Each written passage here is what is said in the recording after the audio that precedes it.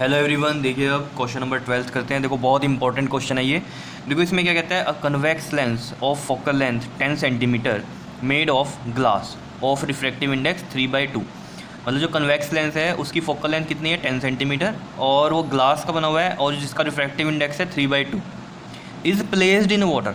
उसको कहाँ प्लेस्ड कर दिया आपने, वाटर में प्लेस्ड कर दिया है ना। वो कह रहा है what is the affective focal length in water.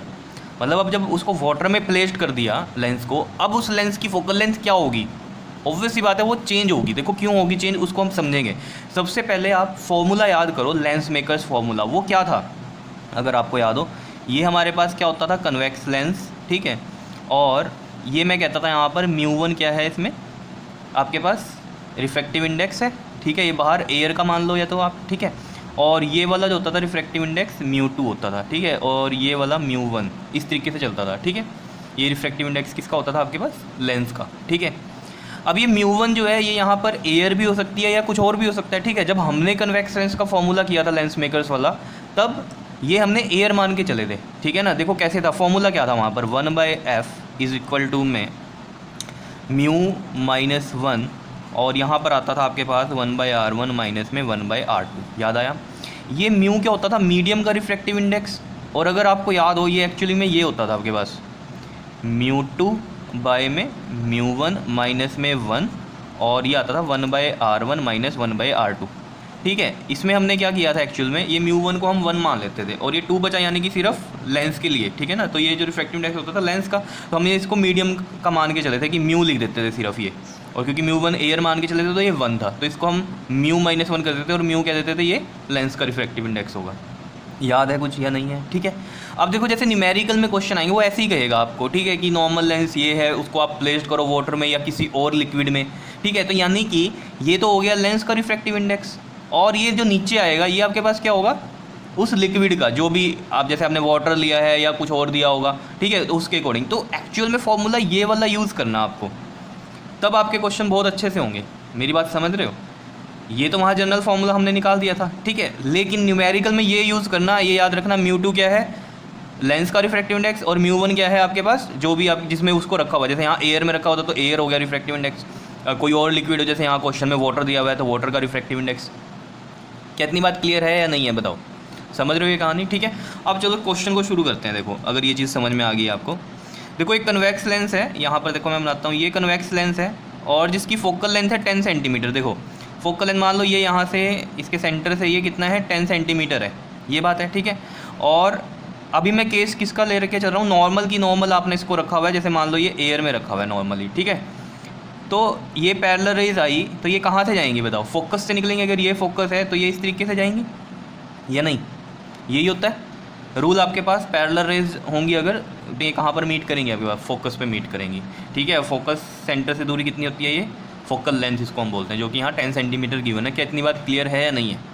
और इस लेंस का जो रिफ्रैक्टिव इंडेक्स है आपके पास, यानी कि ये μ2, ये कितना गिवन है आपके पास, 3/2, जिसको इसने यहाँ म्यू लिखा है, सिंपल, समझ रहे हो। और ये एयर वाला हम μ1 लेते हैं, और ये वाले का रिफ्रैक्टिव इंडेक्स आपको पता है क्या होता है, 1 ही होता है। क्या इतनी बात क्लियर है या नहीं है, बताओ।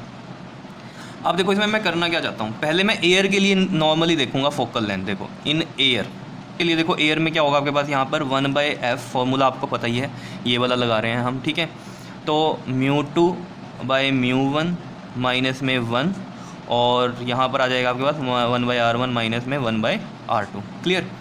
तो देखो अगर एयर की बात हो रही है यहाँ पर हमारे पास, तो एयर के लिए जो नॉर्मल इसने जो फोकल लेंथ दी हुई है, ठीक है ना, वो 10 सेंटीमीटर। ये नॉर्मली एयर में ही होती है, जो नॉर्मल बोलेगा ना कन्वेक्स लेंथ, तो फोकल लेंथ इतनी 10 सेंटीमीटर है, made of glass of refractive index, ठीक है ना। तो ये फोकल लेंथ किसमें 10 सेंटीमीटर है, उसको बाद में हमने कहाँ प्लेस कर दिया, वाटर में प्लेस कर दिया, ठीक है। तो फोकल लेंथ 10 सेंटीमीटर की, तो मैंने यहाँ 10 रख दिया। और जो रिफ्रैक्टिव इंडेक्स है 2, मतलब क्या है आपके पास, लेंस वाला, और ये गिवन है हमें कितना, 3/2, और नीचे तो 1 ही आएगा। μ1 कितना है हमारे पास यहाँ पर, 1, यहाँ मैं लिख देता हूँ। देखो μ2 इस केस में कितना है हमारे पास, 3/2, और μ1 कितना है एयर के लिए, 1 है, तो 3/2 ही बचा यहाँ, और ये माइनस का 1। क्लियर। और ये एज इट इज़, क्योंकि रेडियस हमें नहीं पता, तो ये एज इट इज़ यहाँ रख देंगे। समझ रहे हो ये कहानी।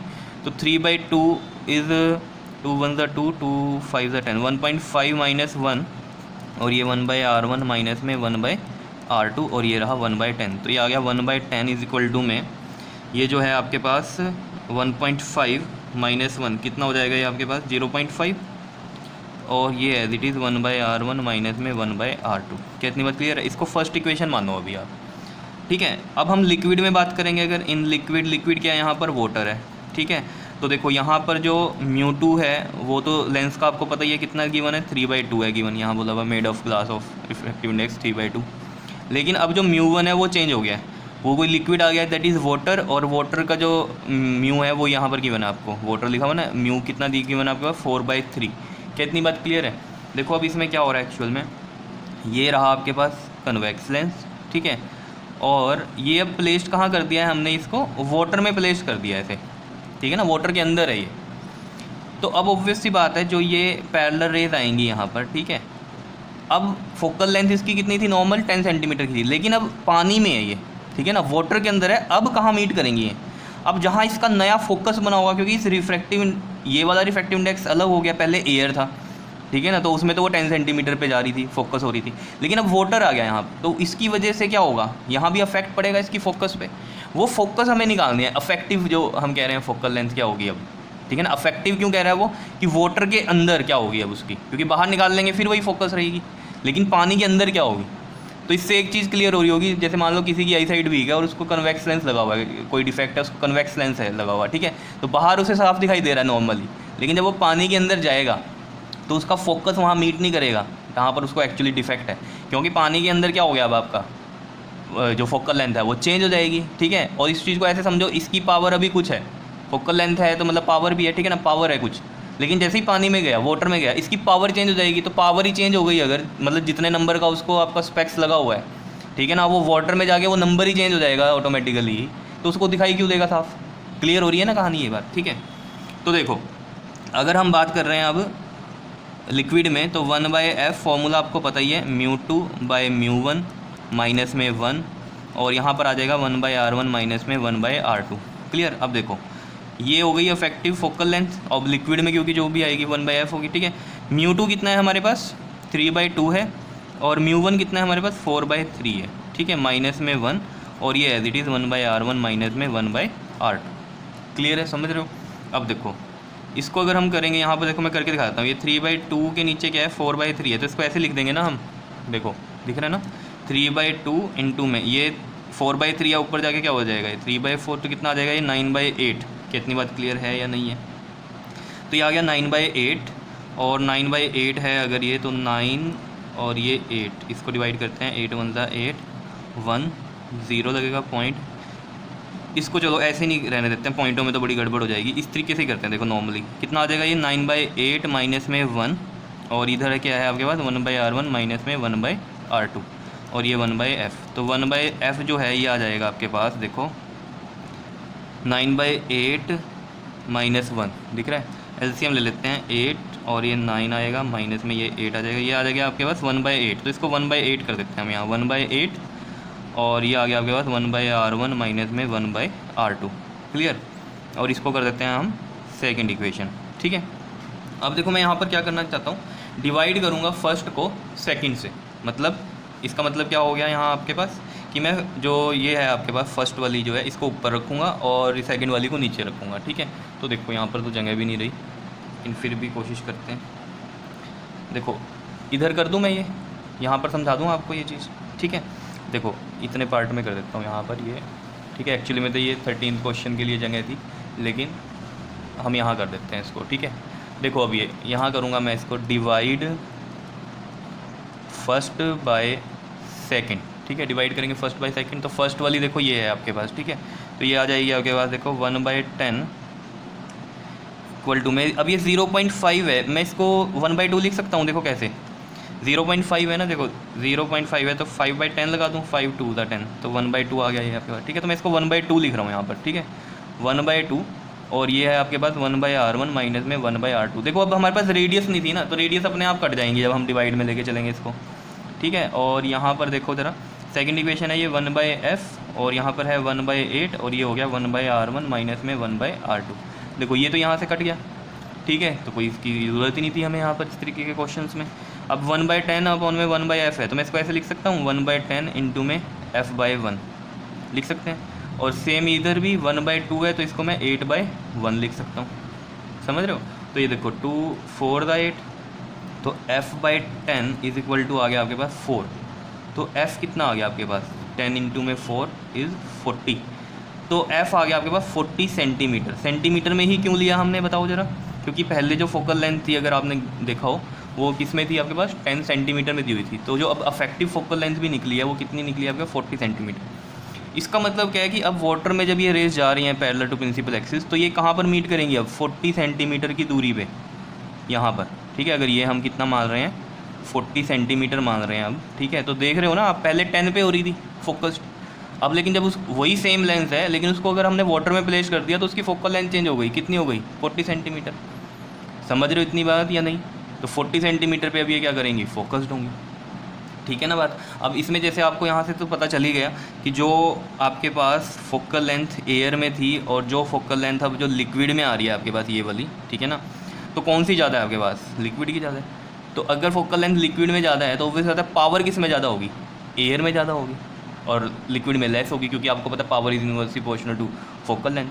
तो ऑब्वियस ही बात है फोकल लेंथ लिक्विड में ज़्यादा है तो पावर इसमें क्या होगी, कम होगी। और ये भी आप देखना चाहते हो तो देख सकते हो यहाँ से, देखो कैसे। पावर का फॉर्मूला आपको पता है क्या होता है 1/f, लेकिन f किस में होता है आपके पास, मीटर में होता है, ठीक है। तो पावर पहले हम अगर एयर की निकाल लें, एयर में जो होगी लेंस की, तो 1/f, f कितना था 10 सेंटीमीटर था, और डिवाइड बाई 100 करेंगे मीटर में चेंज करने के लिए, तो उसका 100 ऊपर जाएगा। यही होगा या नहीं होगा बताओ। तो कितनी आ जाएगी आपके पास 10 डायोप्टर आ गई पावर एयर में, ठीक है ना, लेंस की।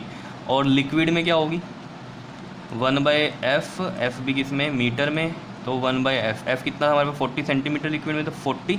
अब ये कंफ्यूज ना हो जाना, मैंने सिंपल f लिखा है इसको, ठीक है, l भी लगा सकते हो यहाँ। तो 40 सेंटीमीटर मीटर में चेंज करने के लिए डिवाइड बाई 100, वो 100 ऊपर चला जाएगा। तो ये हो जाएगा आपके पास, देखो 2 2 ज़ा 2 5 ज़ा 5/2, दैट इज़ 2 2 ज़ा 4 एंड 5 ज़ा 10, 2.5 डायोप्टर। देख लो ज़रा यहाँ पर क्या हो रहा है आपके पास, अगर एयर और लिक्विड में देखें पावर को, तो किस में ज़्यादा है, एयर में। देख लो यहाँ फोकल लेंथ लिक्विड में ज़्यादा थी तो पावर लिक्विड में कम है। यहाँ देखो 2.5 डायोप्टर आ रही है और यहाँ 10 डायोप्टर आ रही है। क्या समझ में आई कहानी, बताओ समझ में आया या नहीं। बिल्कुल सिंपल सी कहानी थी, कोई मुश्किल बात नहीं थी इसमें, ठीक है। इस तरह के क्वेश्चन में इस तरीके से करना है। अब नोट करके देखो जरा, ये जो मेन पॉइंट है इनको ध्यान से सुनो, ये 1 मार्क में आपसे पूछ भी लेते हैं और कई बार न्यूमेरिकल में भी आपके पास ये हेल्प करेंगे आपकी। देखो क्या है नोट में, if lens and liquid have same refractive index, मतलब लेंस का जो रिफ्रैक्टिव इंडेक्स है और बाहर का जो रिफ्रैक्टिव इंडेक्स है वो सेम ही हो।